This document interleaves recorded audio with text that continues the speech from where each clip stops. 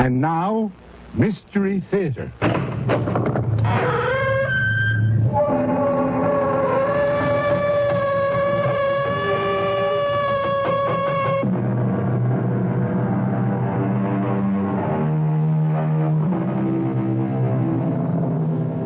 Come in. Welcome. I'm E.G. Marshall. Welcome to the exciting world of your own imagination. The law says, thou shalt not kill. And that's the law most of us openly acknowledge. Yet, there are other laws and drives that stir primitive, long-forgotten urges, instincts, laws that raise murder from the worst of sins to the most satisfying of deeds. Hey, Jim, please, let me go. Oh, no. I've got you now, Jim. You have no reason to kill me. We're friends. It's nothing personal, Jim. Why? Why do you want to kill me? A hawk kills a rabbit. Why? Because he has to. It's the law of nature. Frank, you're crazy. Put away that knife. I'm a natural man, Jim. I'm only obeying the law of nature. Kill me!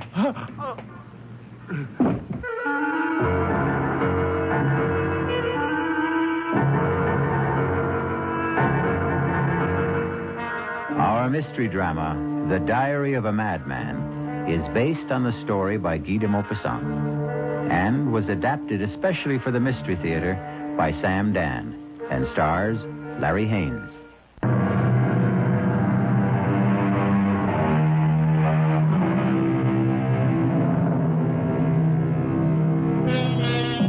Homicide is illegal, immoral, and a mortal sin. We condemn and punish the murderer. And yet, from time to time, doesn't an entire nation rise up in righteous anger and slaughter another nation? And so, there are those who, naturally enough, ponder the question. If it's noble to kill for one's country at wholesale, why is it base to kill for oneself at retail? These are the thoughts that occupy the mind of a tall, well-dressed, dignified gentleman. He's walking down a deserted street very late one night in the early summer, some 25 years ago. As he passes a darkened doorway, he hears a gasp. Oh, what a relief. I beg your pardon. Oh. Is something the matter, miss? Yeah. Oh, it's only you. Me? Yeah, you. I don't believe we know each other, Miss... Wilson. Darlene Wilson. Oh, my glad it's you. I'm afraid I don't understand. Well, you see, I took this job at Benji's Diner. My first night at the job. You know the place? No, I can't say that I do. We'll never go there. Oh, what a bunch of creeps. Anyhow, somebody said this street was a shortcut to the bus stop. And I was walking down the street and I heard these footsteps coming up right behind me. Well, wouldn't you be scared if you was me? Well, I suppose. Oh, I got so scared. I tried to hide in this doorway. Oh, and it turned out to be you. Well, I'm sorry I frightened you. Oh, forget it. You're just the kind of person somebody would like to see on a lonely, deserted street late at night. Really? Why? Well, you're so well dressed. Is that all? Well, look. Is it okay if I walk with you as far as the boulevard? I guess it's pretty safe there. Yes, of course. Do you mind if I ask you something? Please do. I really shouldn't ask strangers such questions, but what's a person like you doing in a neighborhood like this, anyhow? I was looking for somebody. Down here? Yes. What kind of person will you be looking for in this part of town? I mean, it's none of my business. Well, in a sense, it is your business. It is? How? Because, I happen to be looking for a person like you. What? What did you say? Person like you. What are you talking about? You see, I have a certain urgent need. Now, listen here, mister. If I was that kind of a girl, No, Darlene. It's obvious you are not that kind of girl. Well, then, What do you want from me? I want your life, Darlene. What are you saying? No, please, get out of my way. Oh, no, Darlene. Let go of me. Let go. No, I can't, Darlene. You can't kill me. I never did anything to you. No, of course not. I don't even know you. There's nothing personal in this, Please, Darlene. I'm scared. Please leave me alone. Now, please, don't struggle. I won't hurt you. Please. It'll be over very quickly. I don't want to die. Don't please. Oh. Why did you do that? Help me, please. Somebody, help me. Some maniac. I'm not a maniac, Darlene. To kill is to obey the law of nature. Nature commands all of us to kill.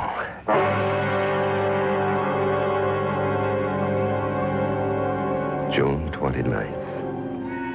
I've done it again. And again. It was so easy and exciting. She struggled desperately. I could feel the wild beating of her heart, the hysterical pounding of pulses. And then the climax of the drama. A single thrust of the blade. And once again, no one will ever know. Who could possibly suspect me? The knife. I carefully cleaned and hid it in my desk. There was blood on my lapel. I scrubbed every trace of it away.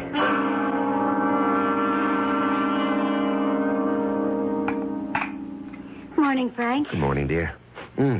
Everything smells so good. You mean you've regained your appetite? Well, I don't know. I'm starved. Oh, that's wonderful. I've been so worried about you lately, Frank. What did the poet say, dearest? Come fill the cup. Well, fill my cup and my plate with doubles of everything. What's come over you? Well, I feel like a brand new man today. How was the banquet last night? Oh, the usual political nonsense. Anyone want you to run for the Senate? Well, as they say, the feelers were out. Do we want to live in Washington? Oh, darling, that was a bore. I made an excuse and left early. Oh? Where'd you go? Oh, out for a stroll. One of your long walks? Clears the mind. Doris took your coat to the cleaners. The lapels were all wet. Yes, I tripped and fell to the pavement. Oh, you didn't hurt yourself? No. I landed on some grease or paint or something. I tried to wash it off when I got home. Well, you didn't have to bother. Doris said it looked like blood. Oh, it sounds ominous. Anything in the paper? Oh, the usual mess. Plus a nasty little murder. Oh? A young girl who worked in a diner, killed on her way home from work. Oh, killed, huh? Why? How? How? Stabbed to death on a deserted street. Oh, what a terrible thing. She was hardly more than a child. How would you know that? Well, you said a young girl. She was just 18. Oh, but why? Oh, I think it'll turn out to be a lover's quarrel. Really? They picked up her boyfriend. Seems the two of them had been quarreling. About what? Oh, use of the car. Her parents say she was angry because he took it, but he claims it's as much his as hers. Well, what do they have on the boy? Well, he's got bloodstains on his jacket. Oh, well, that doesn't look good. No. He claims he was out riding around. No. Into a fight. Oh, with whom? Well, that's the problem. He'd been drinking and can't remember where or with whom. Oh, why do we talk about these things at home, Frank? Isn't it about these bad enough you have to live with them?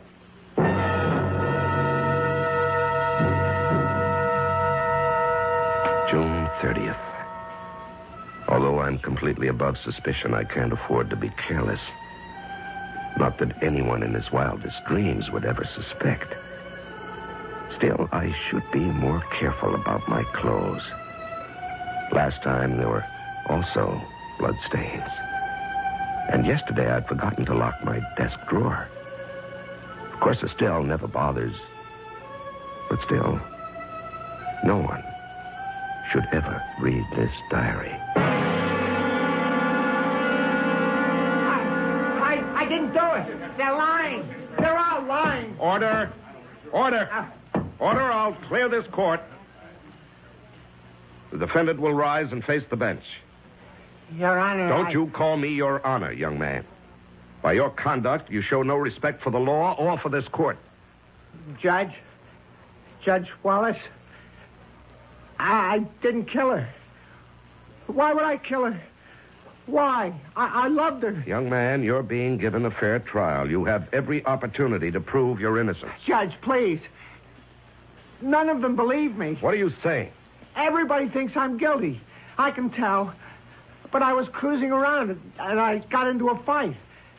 I got the bloodstains that way. I got no alibi, but I didn't do it. You'll have to be seated. And we'll proceed in an orderly fashion. Will the attorney for the people continue his cross-examination?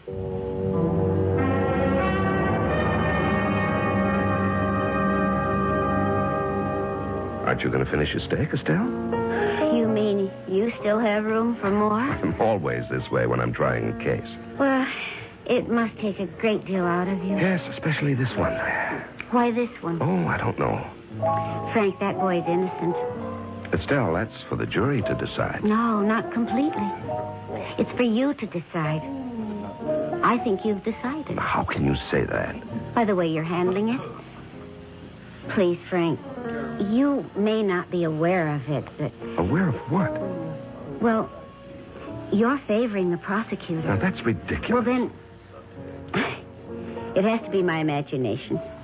I don't understand why we're even talking about this. We never discuss my case. It's just that. Estelle, you're actually pale. What is it? I'm convinced that boy is innocent. Well, if he is innocent, he'll be acquitted. But you know that isn't true. The innocent don't always go free, and the guilty aren't always punished. Estelle, I've never seen you like this before. I know, and I just can't account for it. But I have this conviction. That boy is absolutely innocent. Darlene, there's evidence. I don't care about evidence. Now, that's irrational. Well, what can I do? I know. Don't ask me how. I just know. That boy is innocent. Well, then there's every chance the jury will agree with you. No, Frank. That's what makes it so terrible. I don't think the jury will agree with me. I had killed before. But this was the first time somebody was going to pay for it. So it was doubly exciting. I had not only killed her, but in a very real sense, I would also be killing him. He was doomed. I could tell.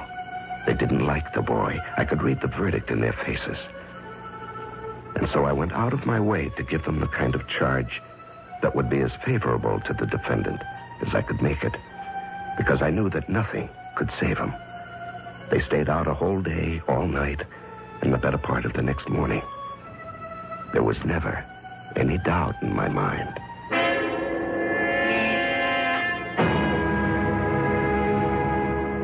Peter Simmons, you have been found guilty. Have you anything to say? I was brought up to believe in God and to believe in justice. And I can tell you there's going to be justice one day. Not today, but one day. And the person who killed Darlene will never be forgiven.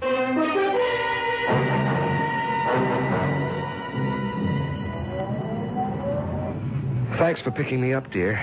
Yeah, well, I didn't think I could come to court today, but I couldn't stay away. Did you have to hang him? Darling, it was out of my hands. Mm-hmm. The jury wants him executed. There was no recommendation for mercy. Do you think he's guilty? We don't think about these things, darling. We hold a trial and hear the evidence, and the jury decides. Therefore, he's guilty. Well, I still say he didn't do it. I'm sorry. I heard your summation. You were obviously on his side.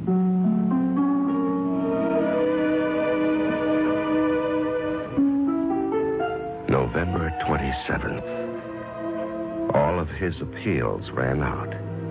He was executed last night. I understand he died very well. But it isn't as if I killed him with my own hands. And it's been a long time. A very long time since I obeyed the law of nature. I'm growing restless.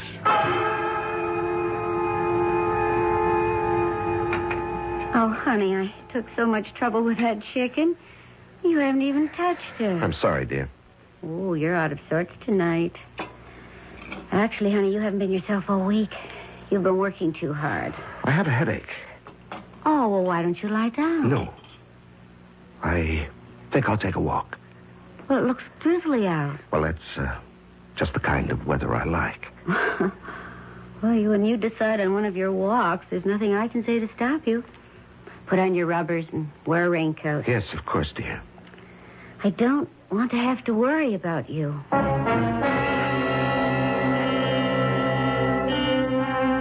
Walking may be good for some people, but it can be extremely hazardous for others, especially for someone who might just happen to run into Frank Wallace.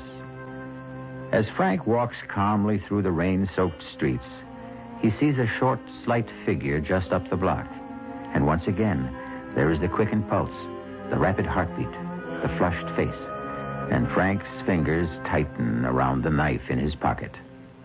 We'll be back shortly with Act 2.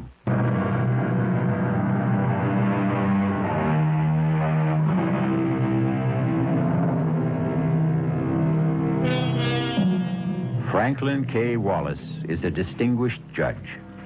He's a credit to the community and an ornament to his profession. So what is he doing out late at night on a dark street in a drizzle and fog with a knife in his pocket? Moving swiftly toward a man who is walking just ahead of him.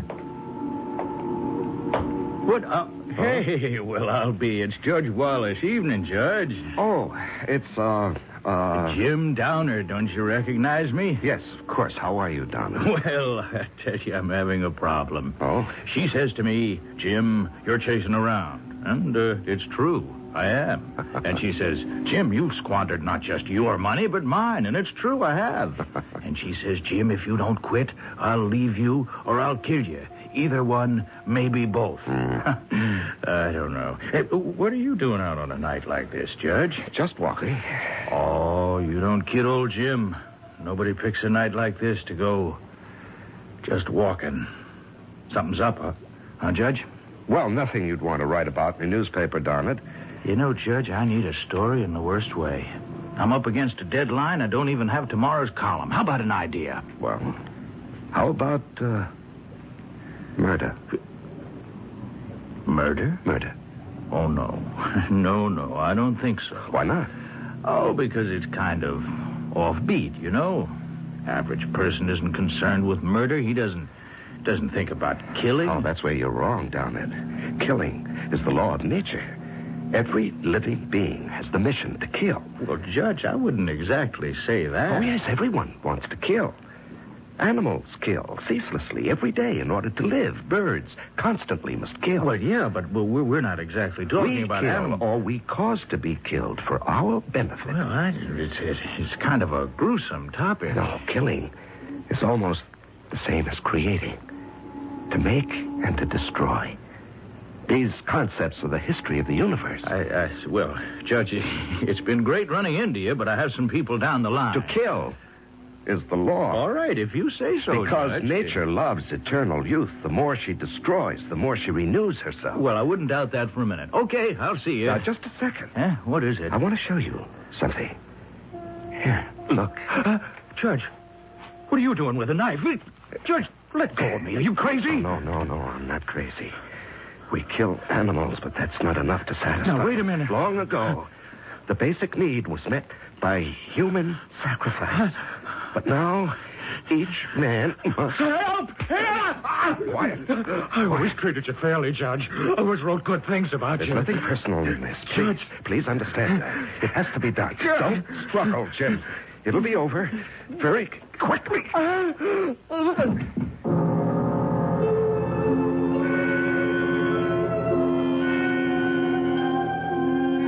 Was he dead?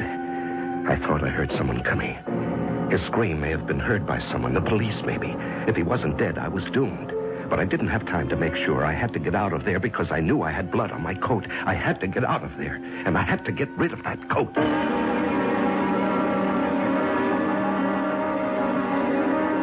Frank, where's your coat?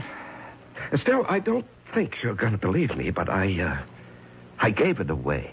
You what? Yes, you know the legend of the rich man who gives his coat to a beggar. Well, I ran into some poor derelict, and I just gave him... Frank, what a generous thing to do. Well, not really. The coat was getting old, and I was getting tired of it. And I never really liked it. Oh? Let me tell you the latest news. Mm-hmm. Jim Downard, the political columnist on the Herald. Yes? What about him? Well, he was found stabbed on the street. Oh, no. Uh-huh. Is he dead? He's in a coma. Oh. He was unconscious when the police picked him up. Evidently, he'd been attacked. He'd been screaming for help. Well, will he recover? Well, the police are convinced he'll be able to identify his attacker, but, well, he has to regain consciousness. Yes. Estelle. Mm-hmm. I'd like to go to the hospital. I'd like to see him. Oh, I didn't know you were that close with Well, Jim Downard. Jim was, he said he wanted to do a biography on me. Really? Mm-hmm. But you never said anything. Well, it was just in the talk stages. Well, they probably wouldn't permit visitors. Well, the least I can do is go there and ask if he needs blood. Oh, Frank. That's wonderful.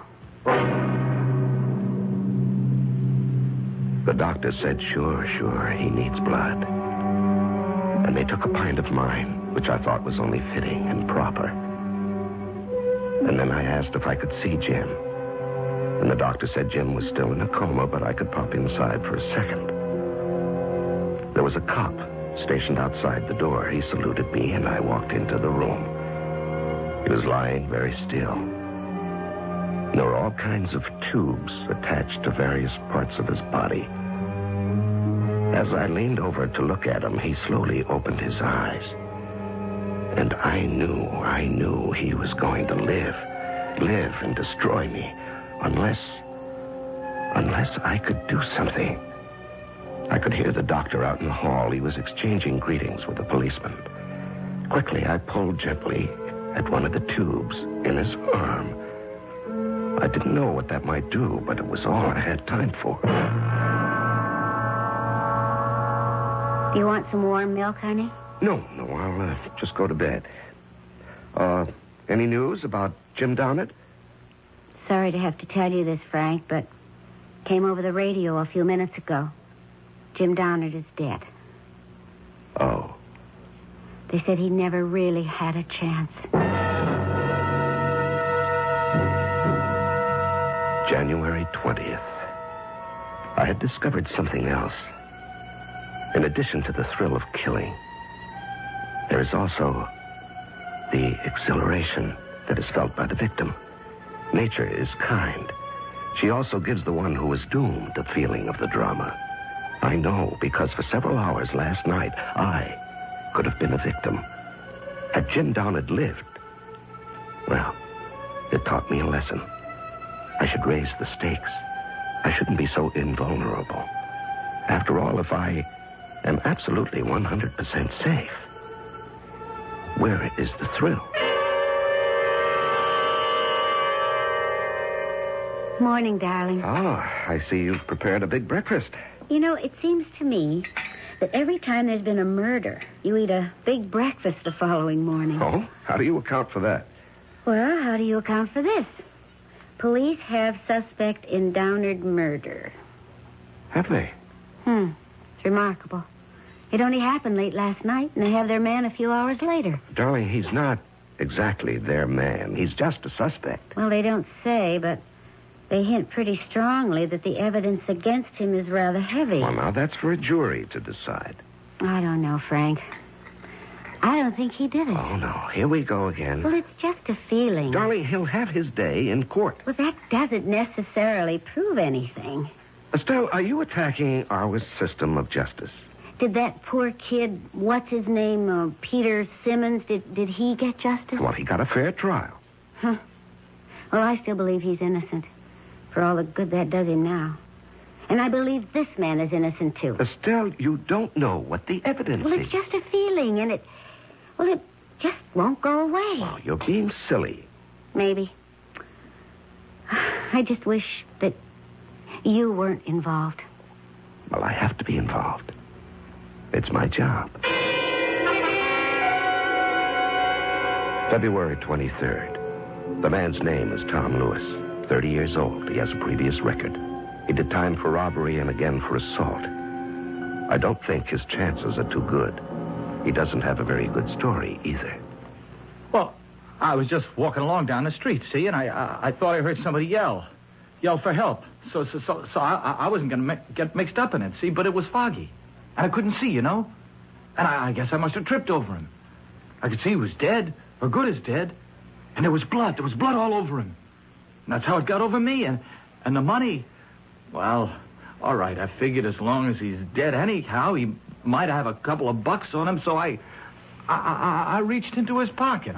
Your Honor, we should like the jury to examine this $50 bill. I not deny. Bill. Listen. Order. But somebody else had already knocked him off. The accused will remain seated and orderly. Well, I'm being framed. Mr. Lewis, I will not warn you again. The court cannot tolerate these outbursts. But I didn't kill him.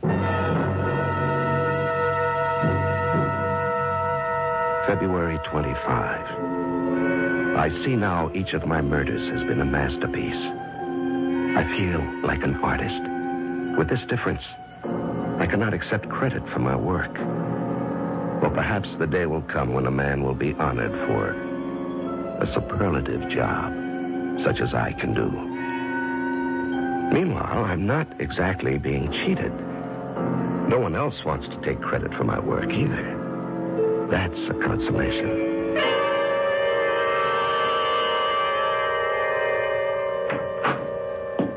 Estelle? Yes, Frank?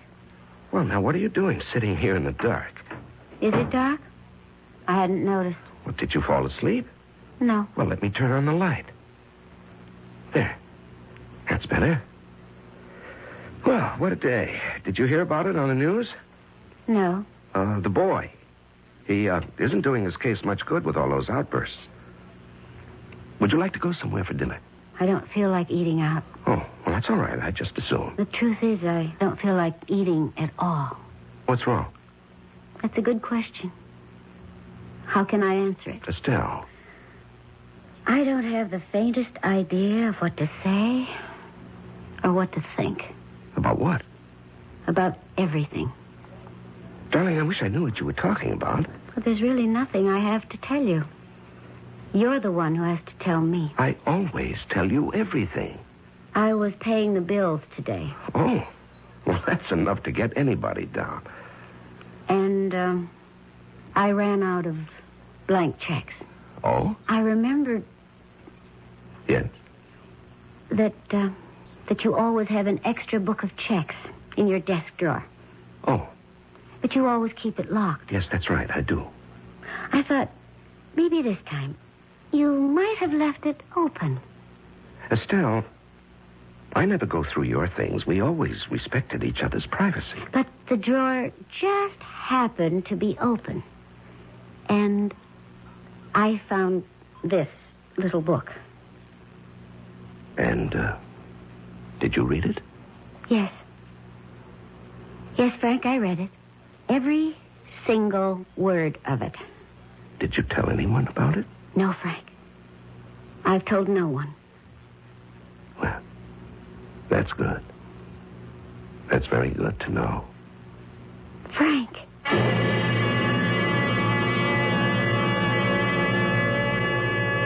How would you like to poke innocently through your husband's desk and come up with a diary like the one you've been listening to? Well, you could say she's twice foolish.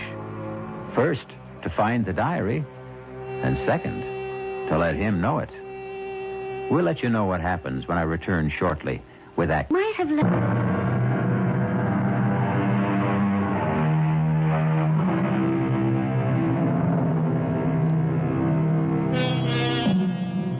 Over the years, there's been a series of particularly brutal murders. You are the wife of a distinguished jurist who has presided over most of the trials and sent the supposedly guilty to death. Now, you find a diary in which your husband claims that he is the killer. Frank, what are you going to do? What do you mean, what am I going to do? Well, you killed those people. This boy, this one who's on trial now for the murder of Jim Downard, he's innocent. No, dear, he's guilty. But I just read your confession. And Peter Simmons, who was hanged for killing his sweetheart. Well, you admit you killed her. Darling, please, sit down. You're becoming hysterical. That's right, I am. I have every right to become... Estelle, please, will you listen? But to what? To the truth. I've just read the truth. Darling, listen. Now, for many years, I wanted to write a book. What? Now, will you please just listen? You don't have to say anything until I'm finished. I have been fascinated by the criminal mind. And so after a particularly brutal, apparently senseless murder is committed, I try to place myself in the mind of the killer. What does he think? The way you put it, murder is obedience to a natural law. That's poetic license, dear. What do you mean? We kill, not for gain. Or we think we do. We think we kill for money or for passion, but the truth is, these are just pretexts. Now, we kill because of an ancient urge.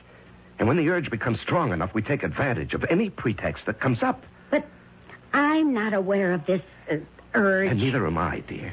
It's been refined and civilized out of us, but there are lower types. You see, the Tom Lewises, but the Pete why? Simmons. Why what? I don't know. Estelle, do you believe that I killed these people? Well, there it was in your own handwriting. Oh, Estelle, could you actually believe me capable of murder? I don't know. It was such a shock, and I was so frightened. Darling, we've been married 20 years. Don't you know me there is to know about murder? Thought I did. And then I happened to remember certain things. Like what? Well, one of those. Each time there's been one. What murders? You just happened to be out walking. Well, there is such a thing as coincidence. And when that girl was killed, well, you did have stains on your coat. Oh, darling. Would you hang me on circumstantial evidence? Well, you hung Peter Simmons on circumstantial evidence. And circumstantial evidence is tightening the noose around Tom Lewis's neck every day. Do you seriously believe? No. I believe you. Well, that's better. I believe you. Because I have no alternative. February 27. How could I have been so stupid? Why did I leave that drawer unlocked? I'm sure there are psychologists who would say that I want to be caught, but that's ridiculous. Does she believe me? Does she? Or do I have to kill her? Kill Estelle? No, that would be testing the law, the natural law. Can you kill a loved one? Because I do love Estelle. That would be the highest obedience to the law, to kill the one you love. Very well, Mr. Lewis. You expect this court to believe that you just stumbled across Mr. Downard's body in the dark? It's the truth. He had already been attacked by someone else. Yes. He was still alive. I think so. You insist you heard him cry for help. That's right. Someone had just attacked him, see? And he's the one who killed him. Yeah, but we don't know that he cried for help. All we have is your word for it. But it happened, I tell you, and... Yes? What? What did you want to say? Mr. Lewis, you must answer the prosecutor's question. What happened? Yes, well, it was foggy. But you see, just as I got there, I saw somebody. You saw somebody? Right. I could see somebody running away. And could you describe that somebody? He was tall. Very tall. There's no mention of this somebody in any of your previous statements? Well, that's because I was nervous. See, I couldn't think, but now... Yes? Well, now, as I go over it again and again in my mind, I remember. There was somebody, see, a tall guy, and he was running away. I mean, I can even remember his footsteps. His footsteps. And so now you expect us to believe that the murder was committed by a certain mysterious somebody. I expect you to believe the truth. I think we already know the truth.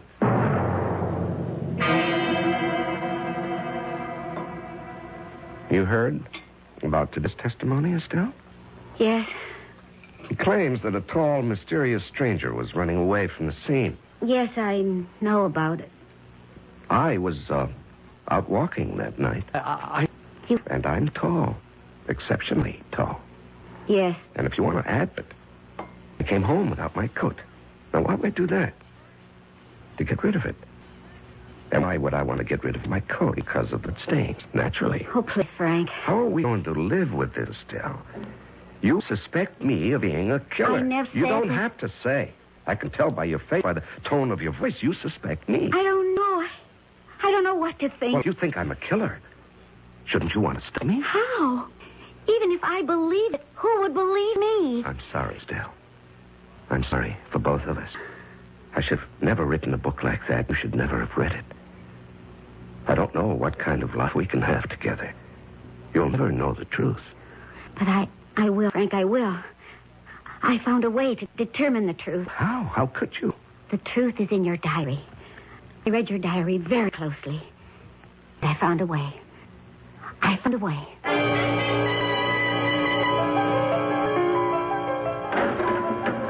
Who are you? That's not important, Tom Lewis. How'd you get in here? It wasn't easy. Now, what do you want? I want to save you. Yeah, why? Listen, I pulled a lot of wires to get into this prison. I'm the only chance you've got. Who are you kidding? I got no chance at all. Unless you can work Miracle. How are you at Miracle, lady? Just pull yourself together. You have a job to do. Now, look, lady, I don't know who you are, what you want, but it ain't going to work. You have absolutely nothing to lose. Now, just tell me, was there or was there not a tall man who ran away as you approached? Yeah, I told the prosecutor. Now, you just didn't make that up in the desperate hope someone might believe it. Lady, I don't have to lie. I got nothing to lose. There was someone. Tall? Yeah, tall guy. And that's all you could say about him? Well, he was tall and kind of athletic looking, you know. Good build. He moved fast. I see. Hey, lady. Hey, what's the matter? Come on, what are you crying about? Oh, nothing. Oh. Now, do you want to be cleared of the murder charge? Huh. Just like that, huh? Well, almost. Why should I be clear? Because tomorrow, you'll stand up in court and admit you killed Jim Donard. Oh, great. And that's going to clear me? Yes. Oh, lady, why don't you leave me alone? I got to toughen up now. Do as I tell you. You mean you want me to just jump up and holler, I killed him? Yes, and then you go on, and this is what else you'll tell them.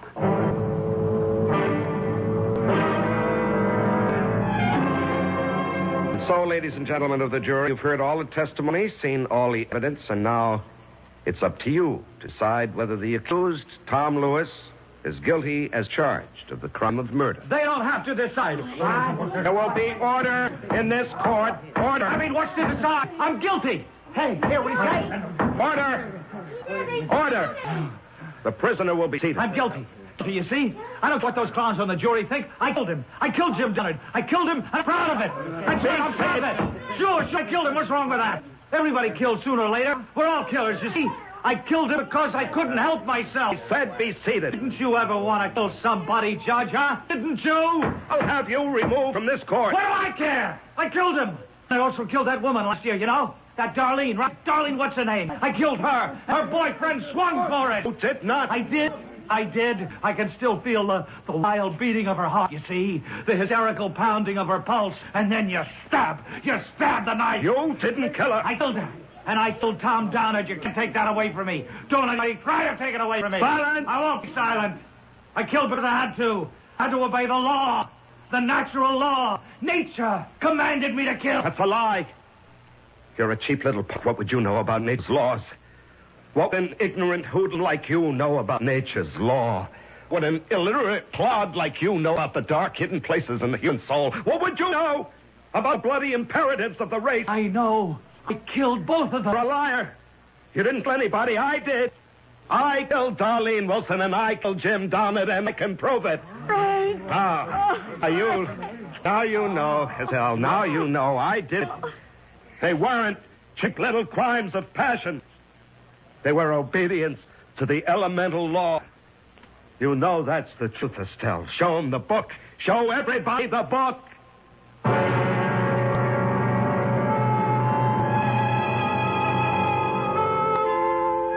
Well, they were all set to throw the book at ex-Judge Frank Wallace, but, of course, the plea was insanity. And if it proves anything at all, it demonstrates that no one should try to steal credit from a true artist. No one else should ever try to pose as the author of his works, even if those works are concerned with murder. I'll be back shortly.